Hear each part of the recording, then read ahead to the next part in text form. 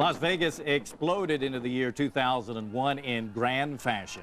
The Strip ushered in the new year with one of the biggest fireworks displays in the world. The huge pyrotechnic show up and down the Strip was a welcome sight to those disappointed by the year 2000 festivities. Little did anyone know that the exciting beginning would make way for one of the most tragic years in history.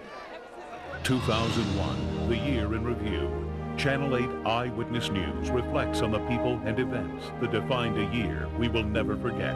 The controversial court cases that challenged our legal system, the demolition of our past to make way for our future, and the unimaginable tragedy that forever changed our lives. Eyewitness News anchors John Gilbert and Polly Gonzalez look back at 2001, the year in review.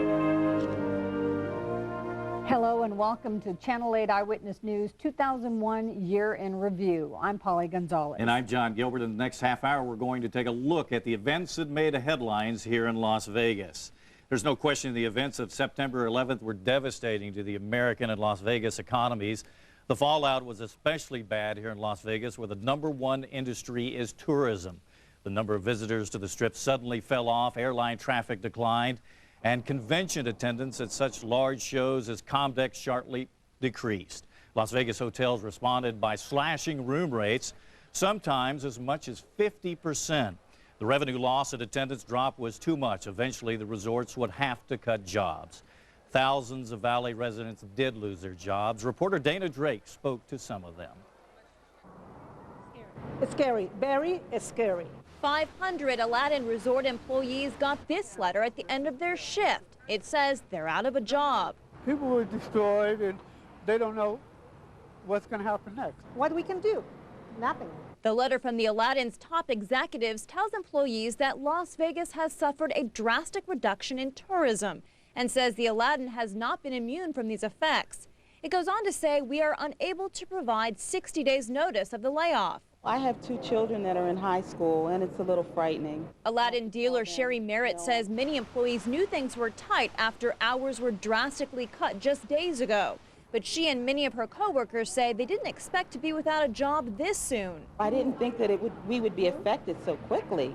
You know, I thought it would take a while, we would work through it, and you know, things would progressively get better. But bam, we're out. I feel like they reacted too quickly. Aladdin's employees aren't alone. Park Place Entertainment, which operates the Bally's and Paris resorts in Las Vegas, laid off nearly 500 people so far. And Mandalay Bay properties, including the Luxor and Monte Carlo, laid off an unknown number of employees. The Hard Rock Hotel says it laid off nearly 100 workers, and that same number of people are without jobs at New York, New York. But that's just the beginning for the MGM Mirage properties. It's across the board. It's restaurants, theaters, the casino, obviously the hotel division, administration, everywhere. MGM Mirage spokesman Alan Feldman tells News One the extent of the layoffs will be decided in the coming weeks. But he says with nearly 40,000 employees in Clark County, the number of layoffs could soon enter the thousands. Looking down the road over the next few weeks, it doesn't look like we're going to be anywhere near back to normal for a while. And those Strip employees heading to the unemployment line have a word of caution for those who haven't yet lost their jobs. Go to work every day and thank the Lord you got something. Dana Drake, News One. Casino workers weren't the only ones affected. Thousands of people, including cab drivers, construction and retail workers, also lost their jobs. Eventually, traffic at McCann International Airport picked up, and so did security. On the 19th of September, the president signed a new Aviation Security Act. The bill calls for more security and tougher baggage screenings and dictates that baggage handlers be federal employees. The new bill has not been fully implemented yet, but bag searches are now common practice, and National Guard members are posted at every terminal. Security also tightened at Valley landmarks like Hoover Dam. Immediately after September 11th, the dam closed to all traffic. Vehicles were forced to cross the Colorado River 50 miles south of the dam. Dam traffic later reopened, but travelers can still expect vehicle searches. Aside from the job losses, the casino industry saw some changes in 2001. The Aladdin Resort topped off a short, financially troubled existence by filing for bankruptcy on September the 28th. Lenders for the Aladdin are currently looking to sell the hotel. The Aladdin has debts in excess of $500 million. A Detroit businessman made history this year by becoming the first African-American to own a Nevada casino. In October, Don Barton got a unanimous vote from the Nevada Gaming Commission to purchase the Fitzgerald's Casino on Fremont Street. The Strip also saw a few facelifts and near facelifts this year. The Stratosphere created controversy with plans to build a huge roller coaster off the side of the tower. But people living near the Stratosphere said the noise would ruin the quality of life in their neighborhoods. After a heated city council meeting in September, the Stratosphere tabled the plans, but it's still trying to work out a more acceptable plan to the surrounding community. Thousands waited in line November 15th to be among the first to experience the Palms Hotel. The Palms was the only major resort to open this year. The opening of the Palms, though, was not itself without controversy.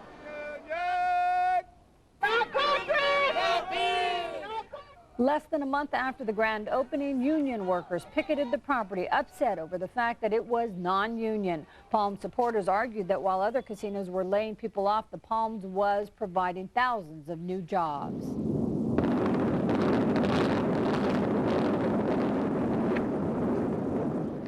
And Las Vegas also said goodbye to a piece of Strip history this year. Hundreds gathered in October to watch the South Tower of the Desert Inn come tumbling down.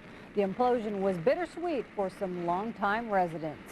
Been in Las Vegas for 20 years, and all these buildings had a lot of meaning in my life, and family and friends that are no longer with us were in them, and I just felt that I had to see them leave. Steve Wynn, the Desert Inn's owner, revealed his new plans for the property in October. The new resort will be called Le Rêve.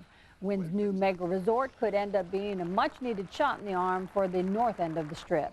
Las Vegas has seen many memorable trials, and 2001 was no exception. One of the most emotional cases involved the death of 6 teenagers who were run over while working on the side of a valley freeway. Jessica Williams drove into and killed the teens who were doing community service on I-15 in March of 2000. This past February, a jury found Williams guilty of having a prohibited substance in her system at the time of that accident. Williams admitted to having smoked marijuana the night before, but says she simply fell asleep. A jury agreed, finding her not guilty of driving under the influence, but guilty of the lesser offense. A judge sentenced her to 18 to 48 years in prison. And what happened? I fell asleep. But you were driving okay? Yeah, I was driving fine. At trial, they testified that I was driving fine too, so it's not just me. The jury found me not guilty of driving under the influence, and the state still wants to put me in prison and punish me as though I were guilty of it. Williams' lawyer has appealed the decision to the state Supreme Court, citing a mishandling of evidence and a contradictory marijuana law. In another high-profile case, Margaret Rudin was convicted of killing her millionaire husband, Ron Rudin, for his money. During the trial, the defense built a full-scale replica of the Rudin's bedroom, an effort which eventually proved unfruitful. The 58-year-old grandmother received a life sentence with the possibility of parole in 20 years. You will not be there to see your children or their children grow old. Well, you're going to be locked away in the cold confines of your prison cell, never to be heard from again. The judge's final words were straightforward, but the trial itself was anything but that. Lead defense attorney Michael Amador was constantly warned by the judge about his courtroom behavior, and Rudin herself even asked for a mistrial, saying Amador was seldom prepared. Amador was fired from Rudin's defense after the conviction. It has been a turbulent year for Nevada and local politics as Channel 8's 2001 Year in Review continues. A city councilman facing ethics charges drops from public view. And no surprise, it was a beautiful year for Las Vegas weather. Kevin Janison has a look back. It's a beautiful day.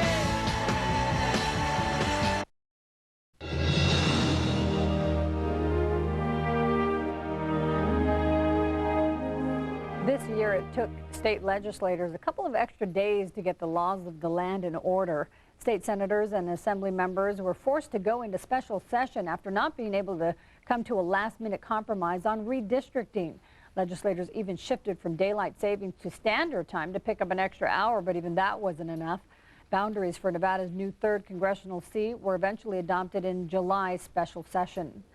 The Las Vegas City Council had a variety of ethics problems, most notably Councilman Michael Mack's vote against the new car dealership.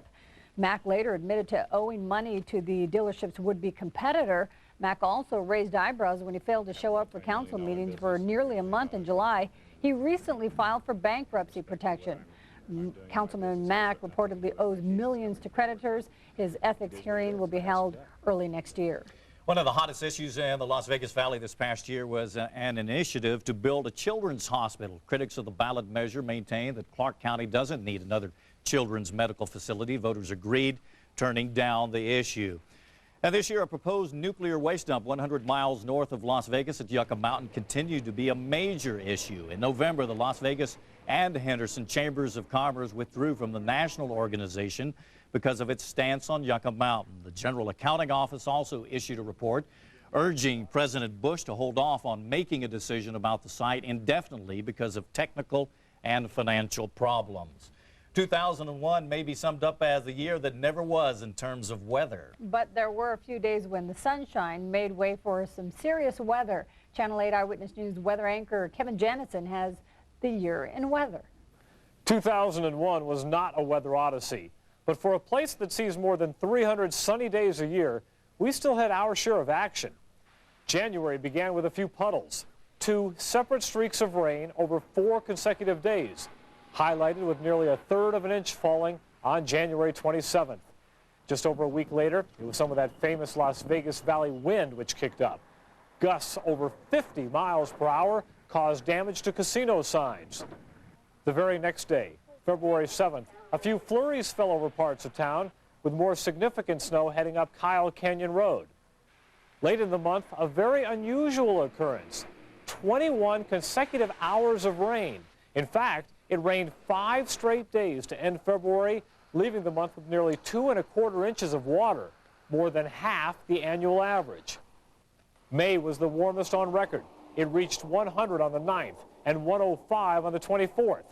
That seemed pleasant compared to July 2nd, when the mercury soared to 113 at McCann and some valley neighborhoods topped 120. For a while, it appeared July 4th fireworks festivities might be rained out. Strong thunderstorms pushed into the southwestern part of the city. There was even the need for a swift water rescue, but those storms died quickly, and the fireworks shows went on as scheduled. Just 2 days later, thunderstorms served up nearly ½ an inch of rain, and that was it. That was really it.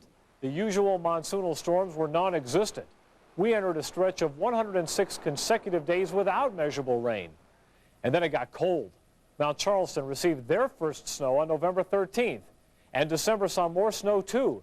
But now the cold air was blasting into the valley. And now on to the forecast challenges of 2002. Have a great holiday season.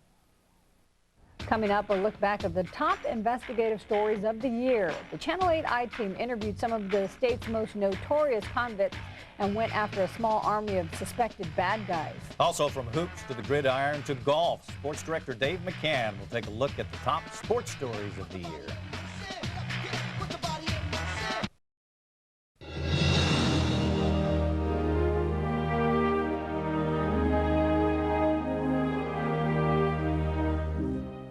As the year 2001 began, a notorious animal trainer named Carl Mitchell was riding high. He had just been hired as the new animal control officer in Pahrump.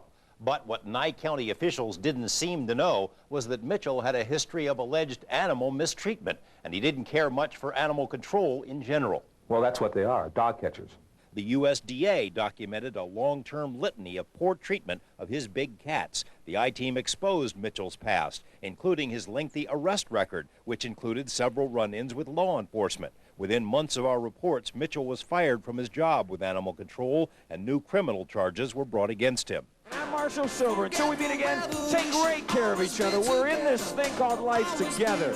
Hypnotist turned business guru Marshall Silver made a fortune by charging people thousands of dollars to attend his self-help seminars. But contrary to Silver's written promise, dissatisfied customers say they never got their money back when they asked for it. The I-Team reports helped prompt an investigation by the Attorney General's office. That probe is ongoing. Silver's seminars are shut down. When convicted con man Frankie Perry was busted by undercover cops for running an alleged pyramid scheme, our camera was the only one on the scene. The police found $23 million in cash stashed in Perry's closets. Today, Perry is behind bars on porno charges. Fraud charges are pending. The I-Team scored several exclusive interviews during 2001, including a few that took place behind bars. That's an unequivocal no in the answer to if I had anything to do with Ted Binion and his demise.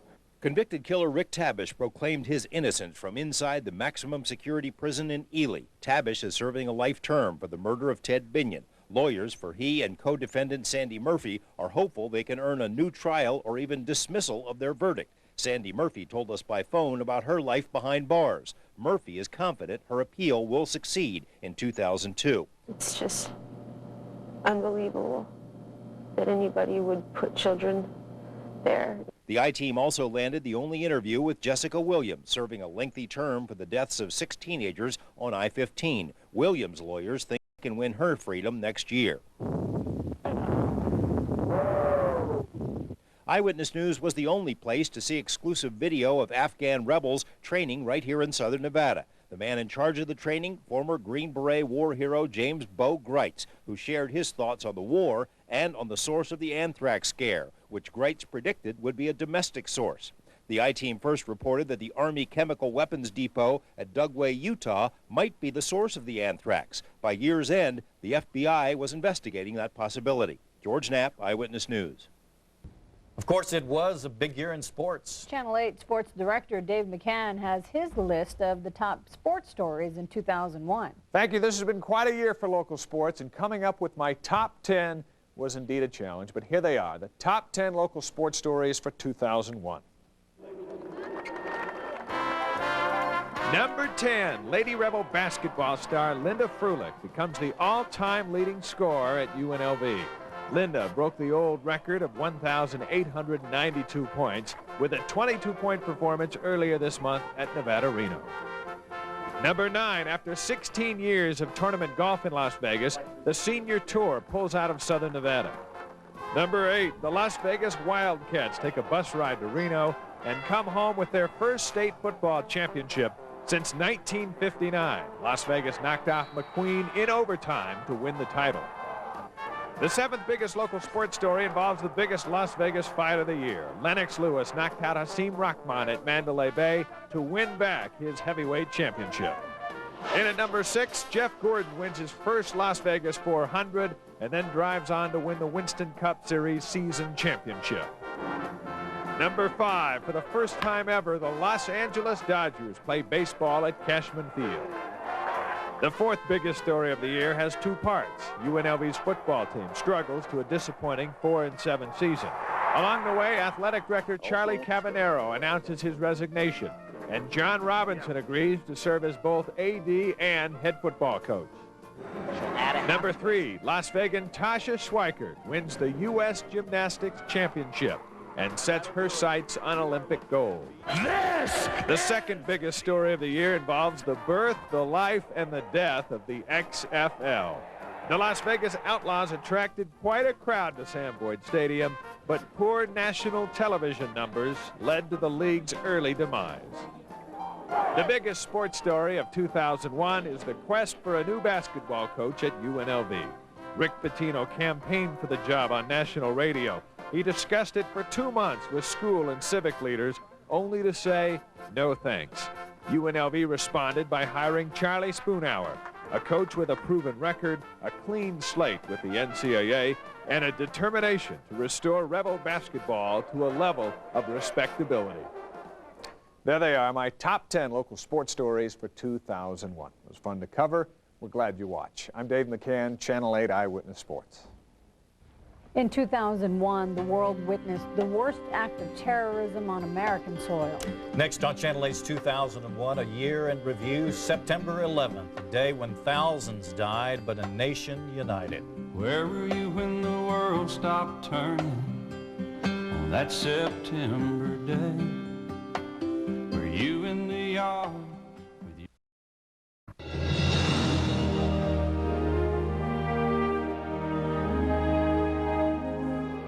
The morning of September 11th, the world watched in horror as the Twin Towers of the World Trade Center and the U.S. Pentagon were attacked. The terror of that day brought the United States together in a way not many could have ever imagined. September 11th, 2001. It's perhaps the saddest day in American history. The day terrorism hit home, our home, like never before. Make a hole, give him room to breathe! Using commercial jets as missiles, suicide hijackers attacked and toppled both 110-story towers of the World Trade Center. They also landed a direct hit on the Pentagon. But thanks to the heroic efforts of brave passengers, the hijackers failed to ram a fourth jet into Washington, D.C. The jet was forced down in a remote Pennsylvania field. I saw it blow and then ran like hell. In a matter of minutes, the financial capital of the world was transformed into a war zone. With debris and victims falling from high above, people were forced to run for their lives. More than 3,000 people died. Office workers, airline passengers, and hundreds of rescue workers killed trying to save the lives of others. This is terrible. We lost tons of guys. The images from September 11th and of the days that followed will never be forgotten. Devastated, New York City firefighters in total disbelief that 343 of their own could be lost. Relatives of the missing clinging to hope, and the unbelievable wreckage of the World Trade Center, now a sacred burial ground that will forever be known as Ground Zero. But out of the sobering tragedy, patriotism blossomed. Any supplies at all? Proud, determined Americans ate to help in any way possible. This is America, this is New York, and these people need people down there right now. New York City Mayor Rudy Giuliani led his city throughout the darkest days of the tragedy. He became the cheerleader, not just for New York, but for a nation, for the spirit of America. American democracy is much stronger than vicious, cowardly terrorists, and we're going to overcome this. Aline Sergani, CBS News, New York. The Las Vegas community also suffered losses in the September 11th attacks. Barbara Edwards, a teacher at Palo Verde High School, was a passenger on the hijacked American Airlines Flight 77 when it crashed into the Pentagon. John Puckett, a longtime Las Vegas resident and musician, died as he was working at the World Trade Center at the time of the attacks. Much of Puckett's family lives here in the Valley. He left behind his fiancée and 2 small children. Las Vegas gave an overwhelming response to the victims of the terrorist attacks, and Channel 8's Red Cross Victims Relief Fund Drive. Valley residents and businesses donated more than $1.2 million. In the following economic slump, Las Vegas once again delivered by donating more than $151,000 to United Way's Displaced Workers Fund. Despite the tragedy we lived through this year, Las Vegas saw its share of survival stories, some of which bordered on miraculous. In August, a Las Vegas-based tour helicopter crashed near the Grand Canyon, killing 6 people on board, but one of those passengers survived. 25-year-old Hannah Daskal suffered critical injuries and wasn't expected to live. In the months since the crash, her condition has been upgraded to serious, and doctors hope to move her back to her native New York, soon to be near her 2 children. In September 2000, Las Vegas Fire Captain Nathan Pahacek was in a coma after being hit by a drunk driver. Months later, he was released, bound to a wheelchair. This September, however, Captain Pahacek was fully recovered, pounding the pavement with his fellow firefighters, raising money for his fallen comrades in New York City. And in April, Nevada Highway Patrol Trooper Bobby Kintzel was hit by a suspect in a high-speed chase. He sustained critical head and brain injuries. Doctors told his family he had a 2% chance of living, but he pulled through. Right now I'm hurt. Maybe it will take a year, maybe it will take 2 years. But I want to get healed again. My voice, my eyes, my legs, everything is hurt, but I'm not dead. Trooper Kintzel says he fully expects to recover. He also says he forgives the man suspected of hitting him. And we wish him the very best. We sure do. Thank you for joining us to take a look back at the events that shaped our lives here in the Valley for 2001. From all of us here at Channel 8, we hope you have a happy and healthy new year.